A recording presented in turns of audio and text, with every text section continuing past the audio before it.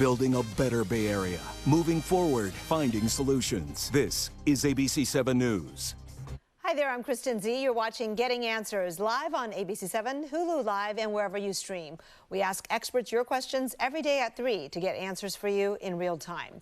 Today, we're looking ahead to Lunar New Year, the year of the tiger. The director of the Chinese New Year Festival and Parade will be joining us to talk about the return of this fun and important celebration to San Francisco. We'll share with you a discussion we had on our midday live program today about the controversy after Governor Newsom and San Francisco Mayor London Breed were pictured at the the NFC Championship game. Super Bowl was wishful thinking. They were not wearing masks. The governor responded today. His action comes as many doctors are urging that the state mask mandate for school kids be dropped. Also today, new estimates on when kids under 5 may be able to get a COVID vaccine. Joining us now to discuss these issues, San Francisco pediatrician Dr. Yasuko Fukuda, who's also the California District Chair of the American Academy of Pediatrics. Thank you for being here, Dr. Fukuda. Thank you for having me. So I want to start with the big picture. It appears we're seeing a dramatic drop in California in COVID cases and positivity rate. Is that an indication to you that the Omicron wave is just about over here? We are hoping for that. I'm a general pediatrician in San Francisco, and certainly there has been discussion about following the numbers. I also want to look at the big picture because we don't just live in a microcosm. Across the nation, as part of the American Academy of Pediatrics, we are monitoring this very closely. We know that we want kids to be back in school. We know it's good for them to continue their education, to be out with their friends and doing their activities, but we want to do it as safely as possible. All right, and speaking of that, there's more talk about vaccine for the youngest kids, the under 5s, and when that might be coming. The ex-FDA commissioner and former Pfizer board member, Dr. Scott Gottlieb, says the vaccine for kids under 5 could come earlier than expected. How early are we talking about? What do you think is the timeline? I would love if it would come early. My patients would be ecstatic. I think the issue is ensuring that the third dose that they have found the children from 2 to 5 need, I'm sure they're analyzing the data. We want to make sure any vaccine that's recommended is one safe and also works, that it does offer protection. And I think that third dose has been given to the study participants. I think they then need to get blood tests to make sure their antibody levels are good, and then it has to be analyzed. So my understanding is late spring, but we will see. I think it's important not to rush the process. We want to make sure that what we present is good data and that it really works. Well, this more optimistic earlier timeline, I think Gottlieb was saying possibly early March. Is that based on possibly just keeping to the 2-dose, even if it's a little less effective than they would have hoped, but still saying, well, it's still offering some baseline protection and we'll take it if that speeds up the timeline?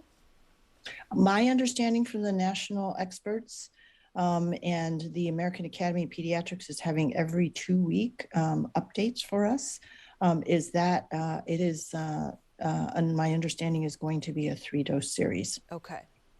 Yes. All right.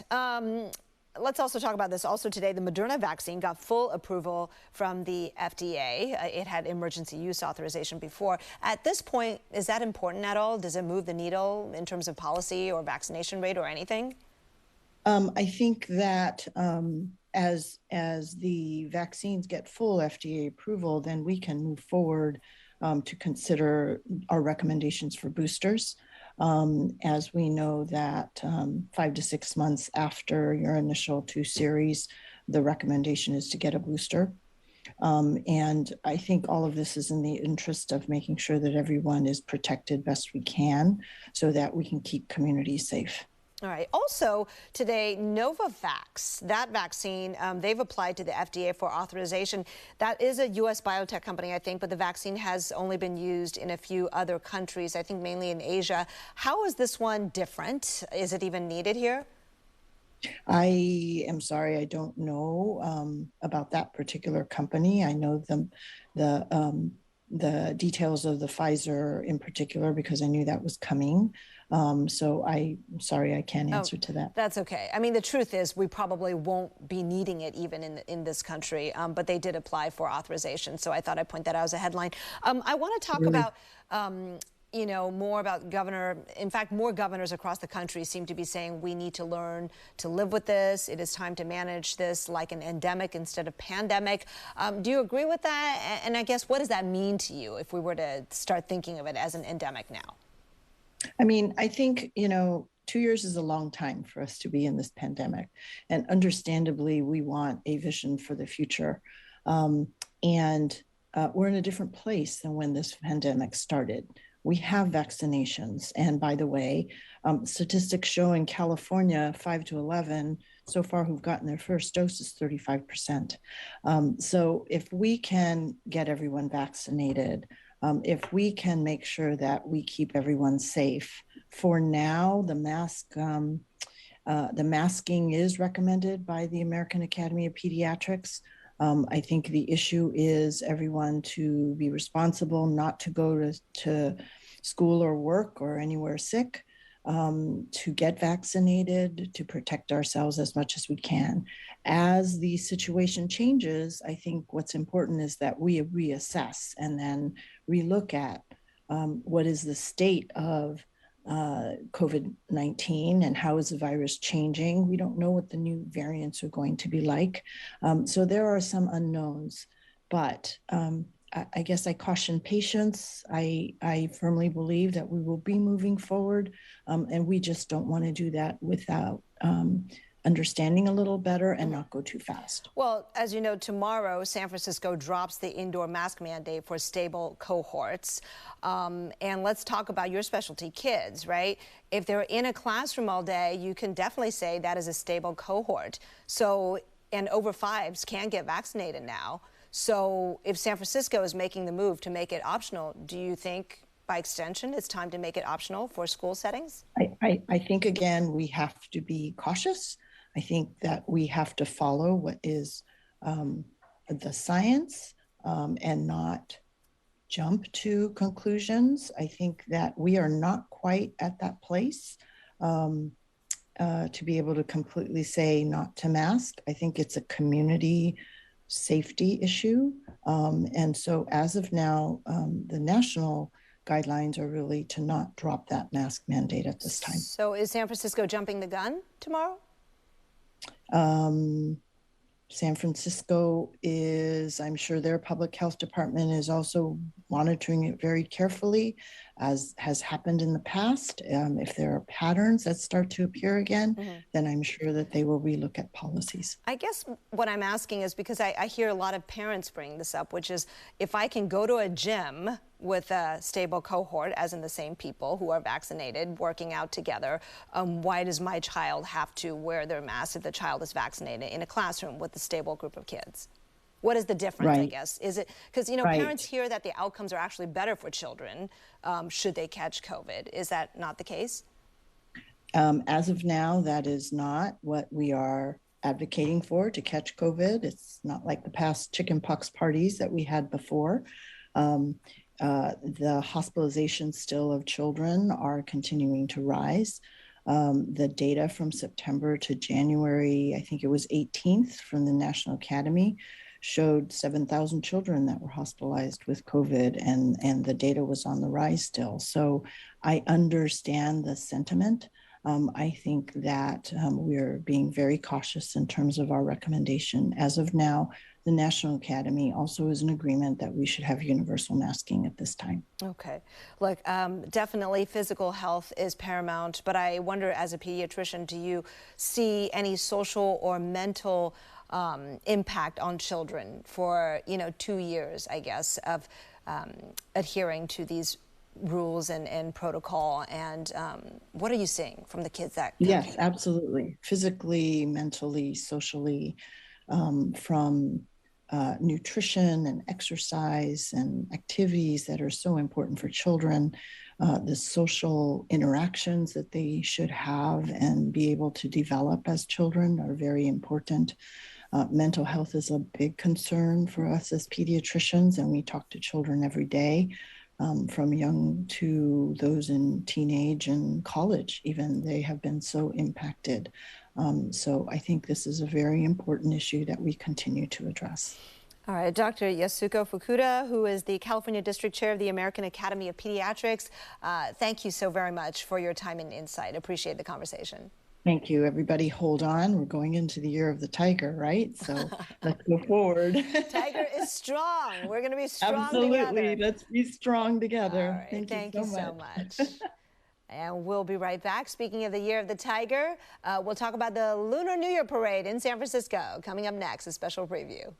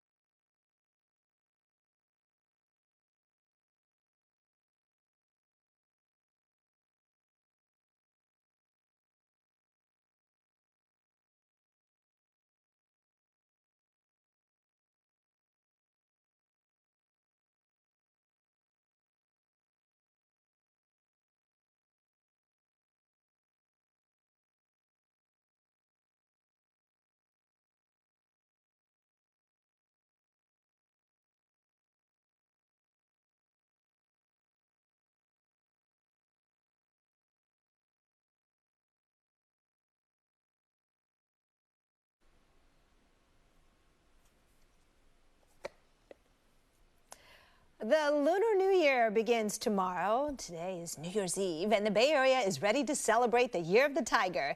It's an exciting time for San Francisco's Chinatown, which is just really looking forward to the festivities returning this year after a tough two-year struggle due to the pandemic. Joining us now to talk about all the upcoming celebrations is Harlan Wong, the director of the Chinese New Year Festival and Parade. Thanks for coming on, Harlan. Happy New Year. 恭喜发财,恭喜发财. 恭喜發財 to you too, Christian. Oh my gosh, so exciting to be able to say that. Look, this is like going to be a big celebration, like 2 weeks long, culminating in the big parade on February 19th. But I want you to walk us through all the exciting festivities coming up, leading up to that point. A lot, right? Oh, definitely. Well, I just want to recap a little bit. As you and I both know, the last big celebration in San Francisco was our 2020 Chinese New Year parade. Yeah. After that, the city just shut down due to the pandemic, right? And after almost like 2 years of unwanted hibernation, we're finally waking up and coming back with a big celebration. And we're so happy that hopefully that our Chinese New Year parade will be the first big celebration for the city to be having this year. You talk about the events. We basically, Chinese Chamber of Commerce have 7 or 8 events.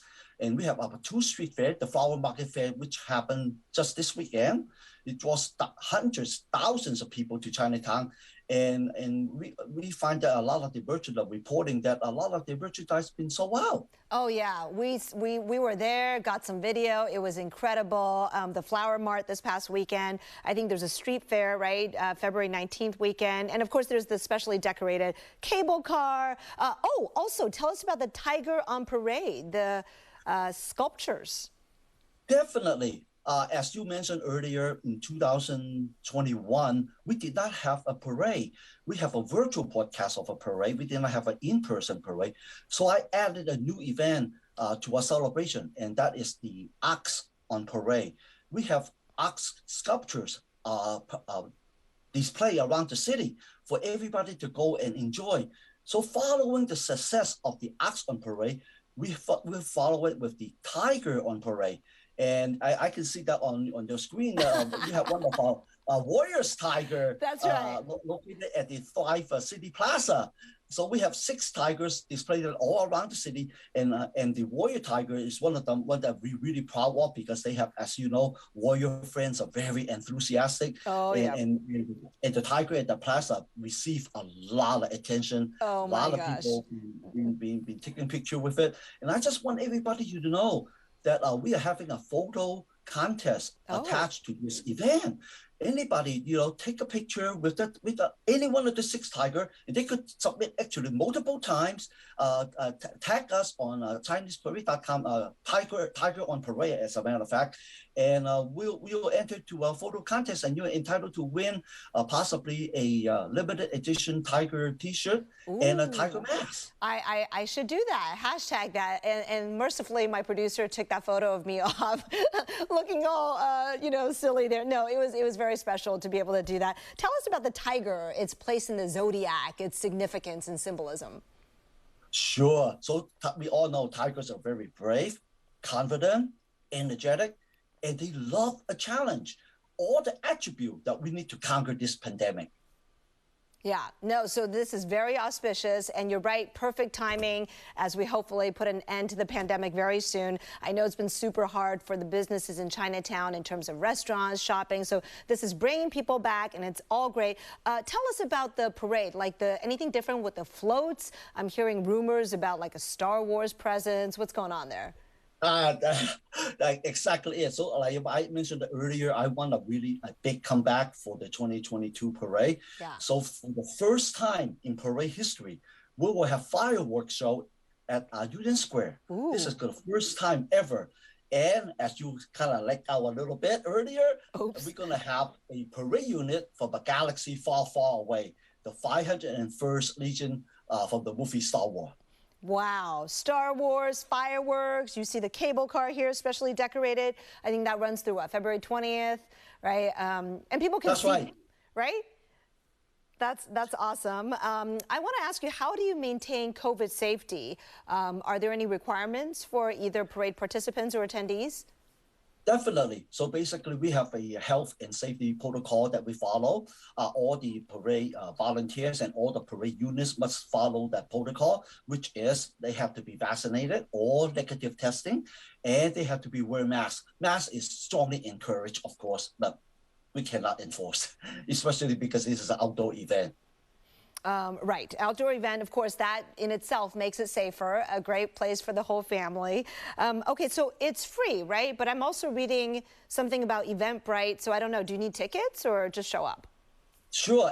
I'm sure you're aware that basically we have bleacher areas set up for ticket holders.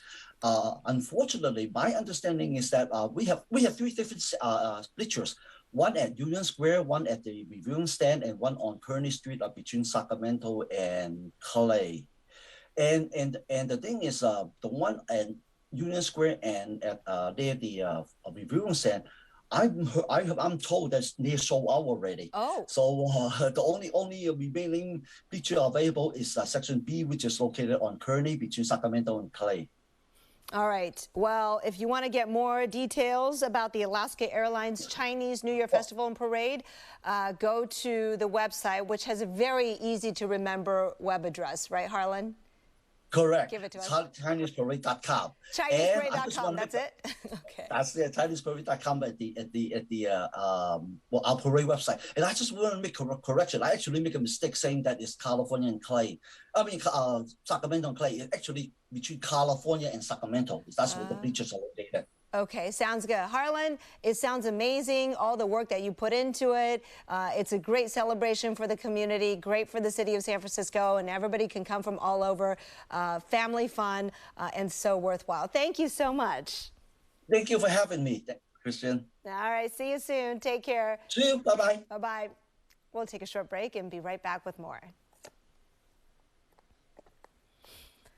All right, everybody. Thanks for watching today. Really appreciate it. We'll take a short break. What's the mystery shot that we want you to enjoy? And be right back with more. Ooh, San Francisco. Speaking of San Francisco and the parade, here's our lovely city. Be right back.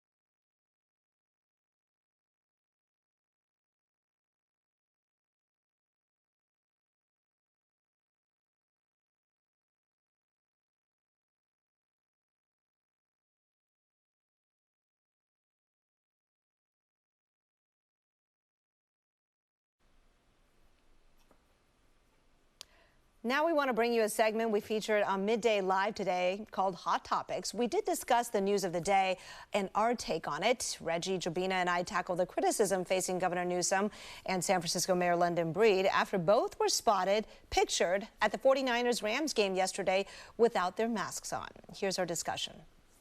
We want to know, do Newsom and Breed's actions concern you? Yes or no? Head to abc7news.com/vote. Now, these photos were uploaded to Magic Johnson's Instagram account last night. So there's Magic Johnson with the governor. And here's the mayor of, San Francisco and also Los Angeles with Magic Johnson. So, with them posing in a suite at SoFi Stadium, look, nobody is wearing masks there, but also if you watch the game, you saw a lot of people en masse. Many people responded to the photos, calling the leaders hypocritical. Now, just a short time ago, Governor Newsom was asked about this photo and made this statement. Of course, I was trying to be gracious, and I made a I was trying to be gracious and took the mask off for a brief second, but no, I encourage people. All right, so a few things, and these rules are changing all the time, but in California, masks are required indoors. Some people argue this is an indoor space. Some say it's outdoors. It's kind of indoor-outdoors, basically outdoors, but with a canopy. You can take them off if you're actively eating or drinking. They were posing for a picture. Reggie? No masks in the SoFi suite, so I assume that means on February 15th we'll be getting rid of the state mask mandate, meaning that instead local jurisdictions will decide on masks based on their hospitalization rates and the number of people who are locally vaccinated. Sounds good to me. Jobina? In addition to that, I think this is just a testament to life changing and what is happening and how people are living. And as a leader, it just makes sense that you make rules that not only you think your constituents can live by, but that you can live by. And this is not the first time we've seen this debacle, right? Including these two people that we're talking about. So, yes, adjustments clearly need to be made because look at that entire stadium for the most part. I mean, I was watching the game last night. There were very few masks, Kristen. Right. I mean, to answer the question, does it concern you from the health standpoint, right? Many doctors now say, look, if you're fully vaccinated, you've weighed your risk and can tolerate it, it's fine post-Omicron surge, right? And keep in mind that you had to be vaccinated. So there's that. But then from the standpoint of, does it concern you from a leader kind of modeling what they're asking everybody to do, that's the part that's more in question here, right? Tribina, as you mentioned, there have been prior incidents, Hello French Laundry, right, Jazz Club, all that kind of stuff. So for those who are asking, hey, why are my kids over 5 who have been vaccinated already still having to wear their mask all day in class if you can go to a Super Bowl party event unmasked, and you too are vaccinated, presumably no difference. Explain these seeming differences, and you can point to nuances, the complexities, but that will be lost on people who are already tired and angry and looking at the big picture. So there's that. I think the problem here is the way that the answer was created. It almost seems, yes, I'm with you on that, because that was my first time hearing the governor respond. So to me, and the way he kind of stopped short of saying, I don't know if mistake was the word or misstep, but there was a miss, and then he stopped short of that. To me, it's not really a mistake. It's adjusting to where things probably should be at this point. So maybe the answer could have or should have been something to the effect of, adjustments are coming soon. Right. That's exactly right. That was the opportunity to take us on that journey. Yeah. Instead, it was a, now let me explain.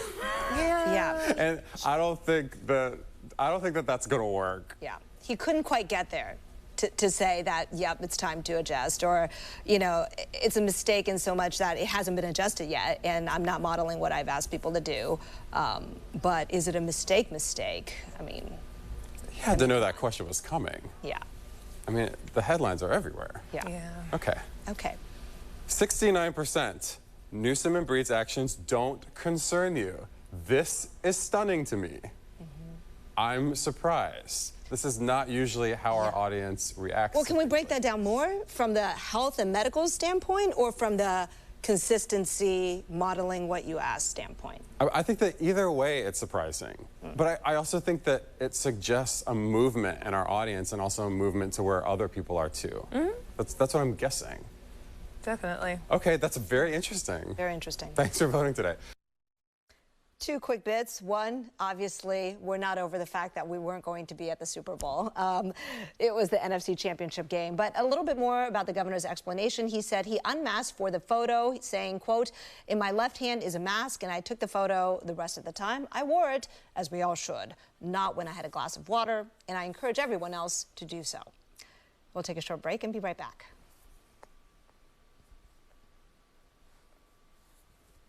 All right, everybody, enjoy one more beautiful view of the outside Tahoe.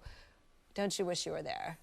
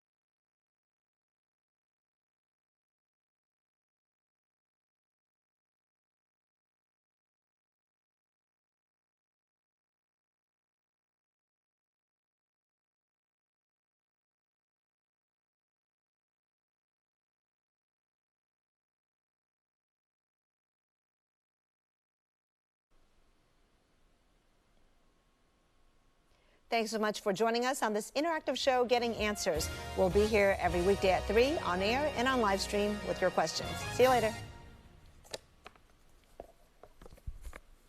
Thank you. Thank you. We survived. Woohoo.